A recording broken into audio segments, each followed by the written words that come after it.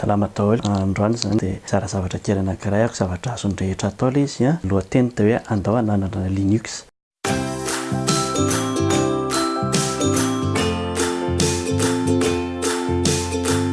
Nampatonga anako nanana ity hevitra ity dia satria misy ordi anankiray izay tsy ananako ny mot de passe-ny. Mot de passe ilay Windows ao aminy zany. Kanefa zaho ohatra tia hampiasa an'ilay izy dia hijery internet dia ny fomba atao dia mampiasa an'ity clé USB ity ako dia ato anatin'ity asiako Linux dia avy eo tietiko mandehandeha dia rehefa mahita ordinateur ako dia redémarreko amin'ity fotsiny ilay izy. Zay zany no asehoko anareo rehefa avy eo. Zavatra ilaina dia connexion internet aloha i-installena an'ity voalohany amin'izao fa rehefa vita ity dia ity fotsiny ihany ilaina amin'izay andehanana rehetra, zany hoe clé USB tsotra ity tianenako 16 giga fa hatramina 4 giga dia efa ampy. Dia ny atao zany dia apiditra Linux ao anatin'ity clé USB ity dia ity clé USB ity no ampiasaina naiza naiza. Linux ao ampiasaiko dia Ubuntu satria izay isan'ny malaza sy be mpampiasa indrindra andahoary.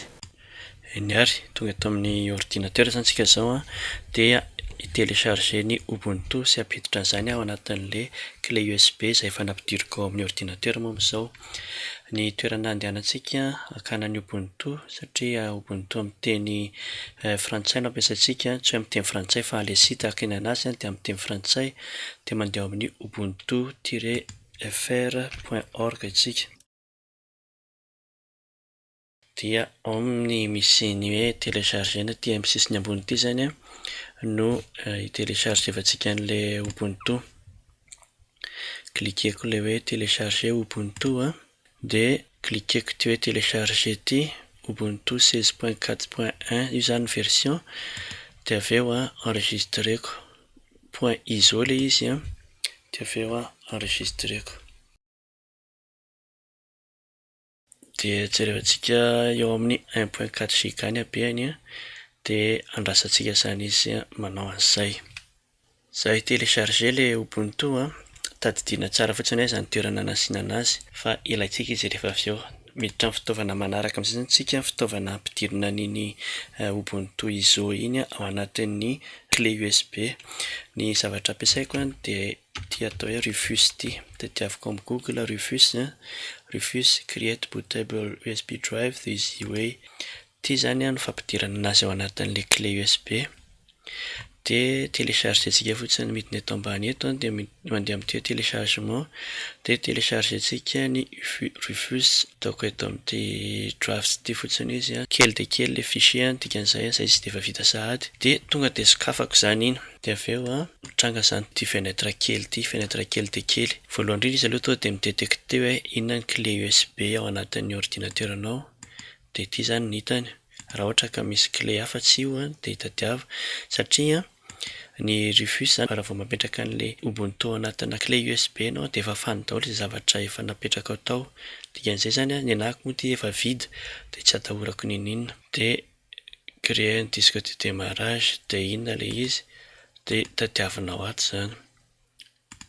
Mila tadiavina ilay Ubuntu napetraka teo dia ity izao ilay izy hoe Ubuntu 16.4.04.1 io ilay nampidiriko teo dia vita izay dia manao démarrer amin'izay ako. Démarrer zany averiko tsara mampiditra an'ilay Ubuntu ao anatin'ny clé USB anao. Dia rehefa manao démarrer ako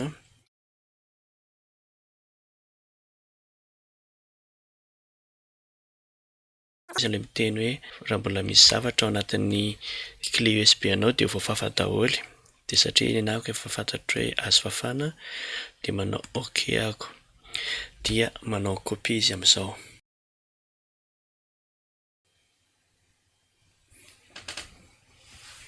Zay rehefa tonga amin'ity hoe prêt ity izy vita zany izay ilay copie.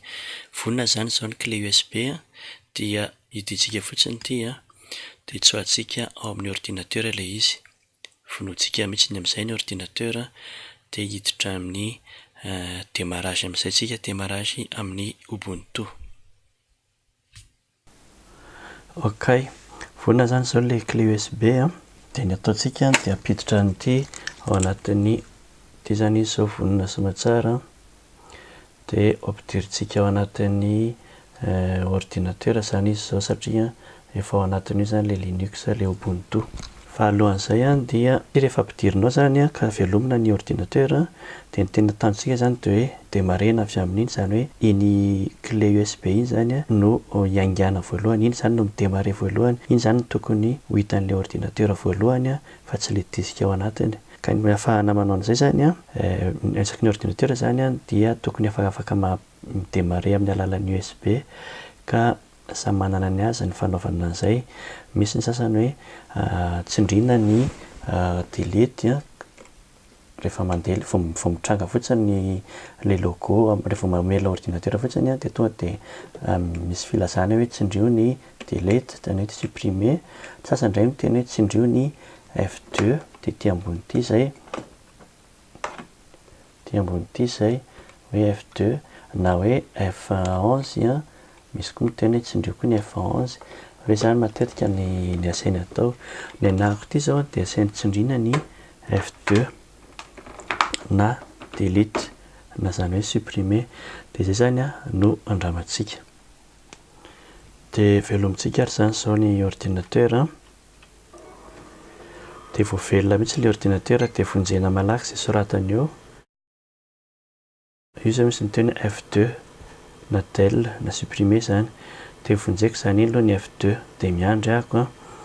Io zany izao ny zavatra hita voalohany rehefa nindry ny F2 ahako, dia hitako ery ambany ery misy soratra hoe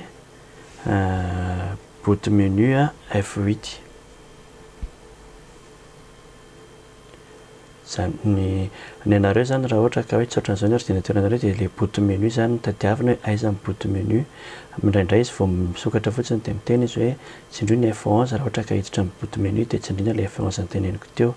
Dia na zany efa tafiditra ato anatiny izay vao asainy manindry ny F8 dia tsindriako ny F8. Dia asehony ao zany ny possibilité hoe ny disque rehetrarehetra ao amin'ny ordinateur, mety hoe vitsivitsy ny anareo fa ny anahako misy disque maromaro tsinao.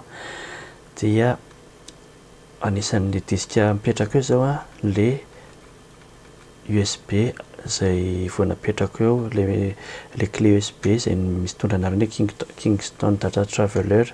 Misy anankiroa reto fa ity ambany ity no mandeha amin'ny ordinateurako ity UEFI ity, dia io zany no ampiasaiko.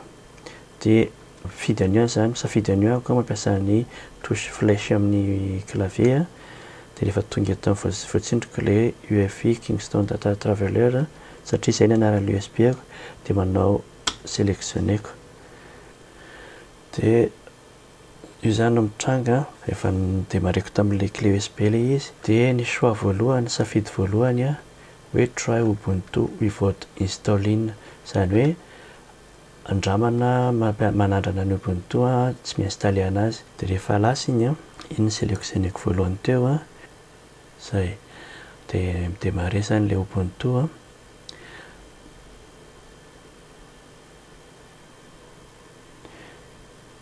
Dia tonga dia misokatra, tonga dia afaka mampiasa ordinateur tsika raha ohatra ka efa misy internet ny ordinateur anao dia tonga dia ohatra hijery internet dia sokafana fotsiny ny Firefox dia tonga dia efa afaka mampiasa rehetrarehetra. Dia izay zany no mikasika an'iny. Rehefa tia ilay clé USB zany hoe azo ampiasaina tsara ilay Ubuntu, tsy mampiasa an'ity clé USB ity intsony satria mitavajanona ao anaty mémoire an'ilay ordi zany ilay système opératif. Fa ity azoko ampiasaina asiana données amin'izay rehefa avy eo asiana hira, enregistrena ny hira sy ny sisa. Izay momba an'iny zany fa dia manaraka indray azadina hatrany manindry an'ilay s'abonner raha ohatra ka mbola tsy nanao an'izay ianao dia zarazarao sy atao j'aime. Sao trany dia veloma daholo.